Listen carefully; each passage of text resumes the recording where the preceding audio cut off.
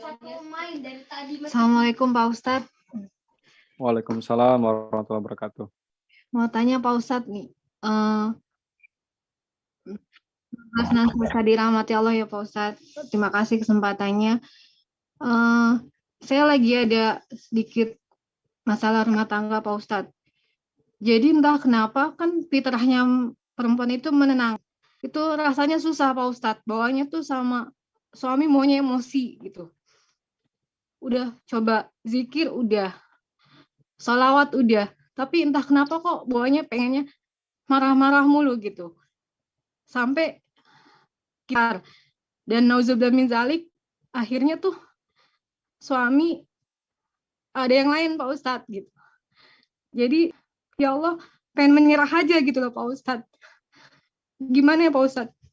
Kenapa gitu? Ada apa dengan saya Pak Ustadz gitu? Kadang kalau udah habis marah, kenapa ya saya kok marah sama suami padahal itu dosa kan gitu. Minta maaf gitu. Coba berbuat baik tapi tiba-tiba rasa kesel emosi itu lagi muncul lagi gitu loh Pak Ustadz. Makasih Pak Ustadz.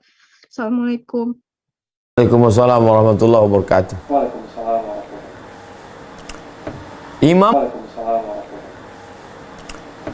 Imam Al-Ghazali orang yang berzikir seperti melempar anjing. Astaghfirullahaladzim, subhanallah, walhamdulillah, wa la ilaha illallah, wallahu akbar, la ilaha illallah. Itu seperti melempar anjing. Tangan kanannya melempar anjing, tapi tangan kirinya memegang daging busuk. Tangan kiri megang daging busuk. Tangan kanan melempar anjing. Anjing tidak mau lari. Kenapa anjing tidak mau lari? Karena anjing tidak. Dia lebih fokus pada melihat ada daging busuk. Jadi, dianalisa dulu. Apa daging busuknya ini? Analisa dulu daging busuknya apa. Setelah daging busuknya dibuang, cuci tangan bersih, nggak ada lagi bau-bau, baru lempar dia. Anjingnya pergi. Karena pertanyaannya umum, saya jawab umum. Analisa baik-baik apa masalahnya.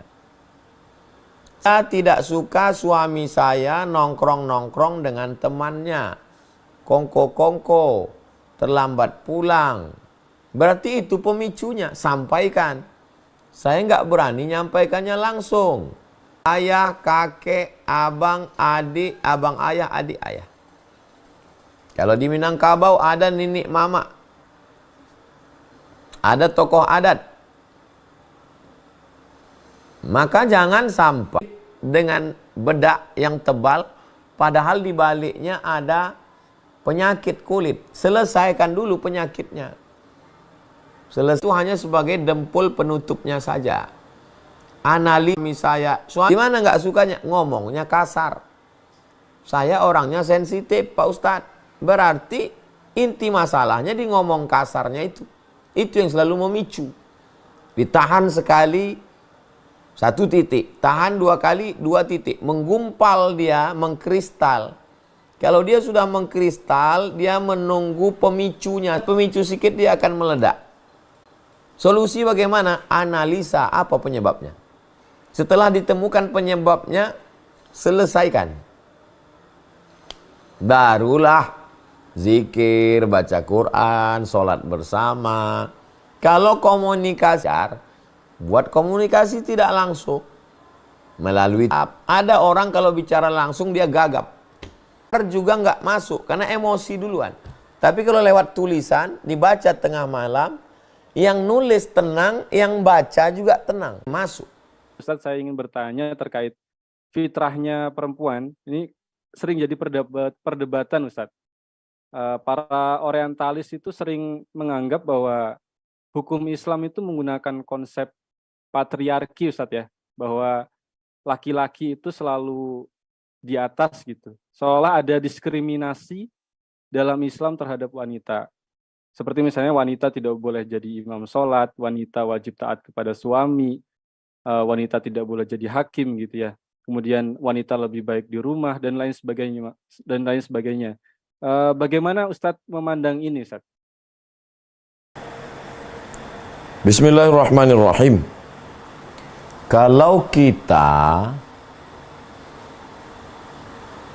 melihat sesuatu, jangan lepaskan dari konteks. Bagaimana konteks ketika Islam ini dulu datang? Ketika Islam datang 14 abad yang lalu, perempuan itu diwarisi, menjadi barang benda yang diwariskan. Ibu, anak kandung, saudara kandung tidak dapat warisan. Begitu tradisi zaman dulu. Lalu kemudian seorang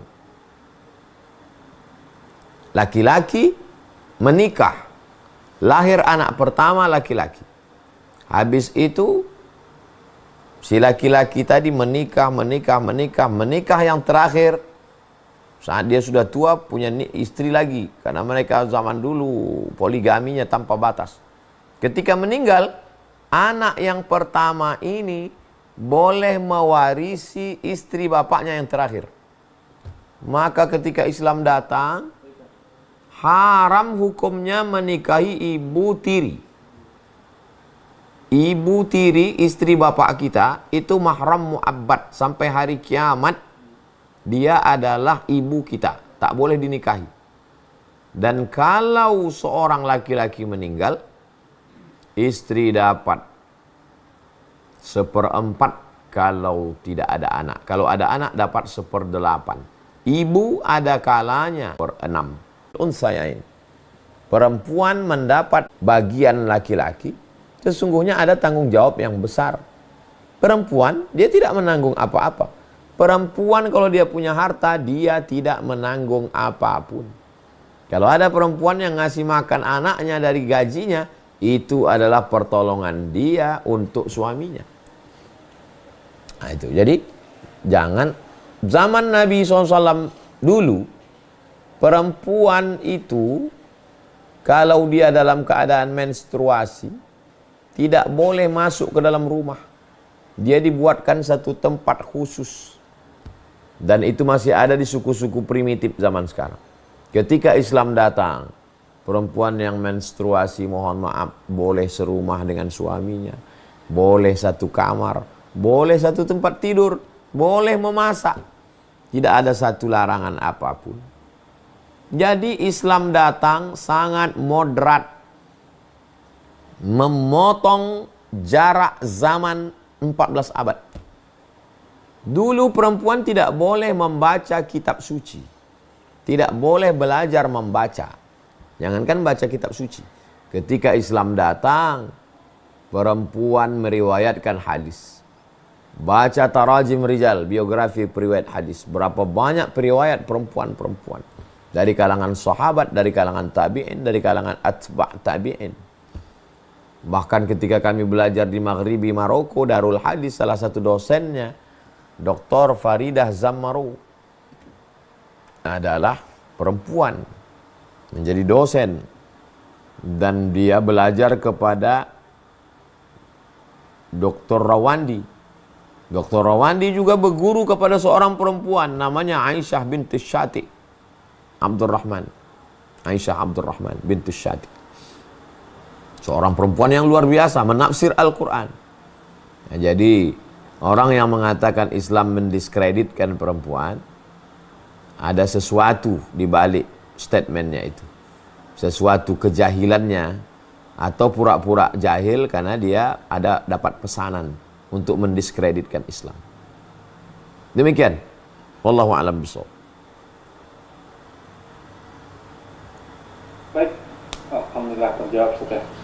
Jadi sebenarnya aturan-aturan yang ada ini dalam rangka memuliakan, memuliakan wanita.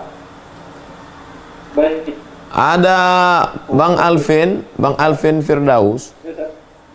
Ada beda cara pandang tentang memuliakan. Menurut Islam, memuliakan perempuan itu adalah dengan menutupinya, menutup rambutnya, menutup wajahnya, menutup dirinya.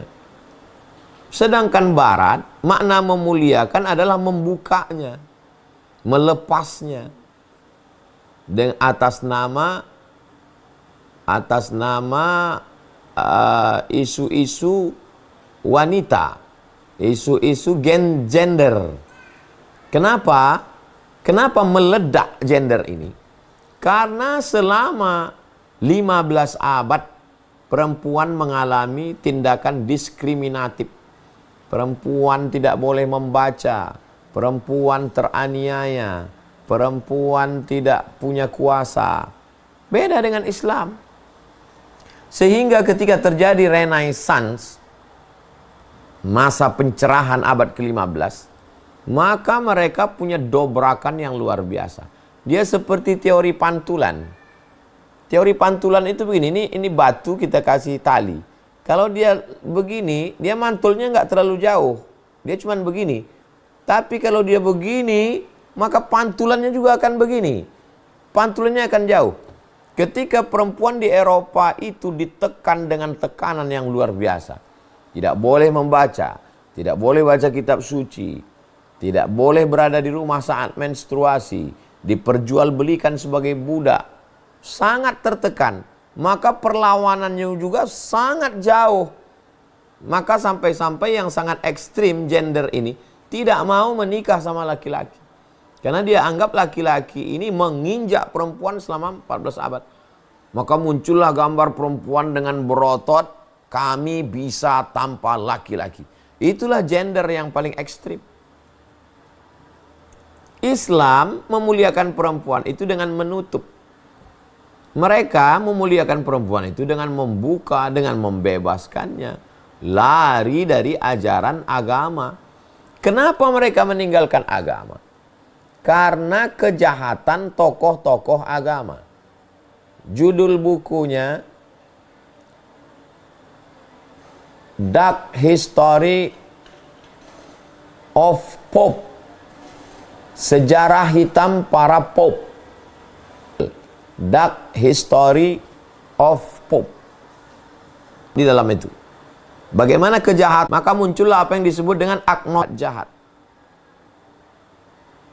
Akhirnya muncullah, tapi tidak anti Tuhan.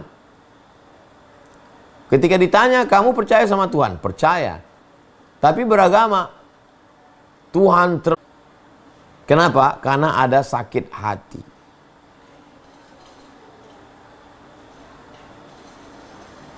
Dark History of Popes. Vice, murder, and corruption.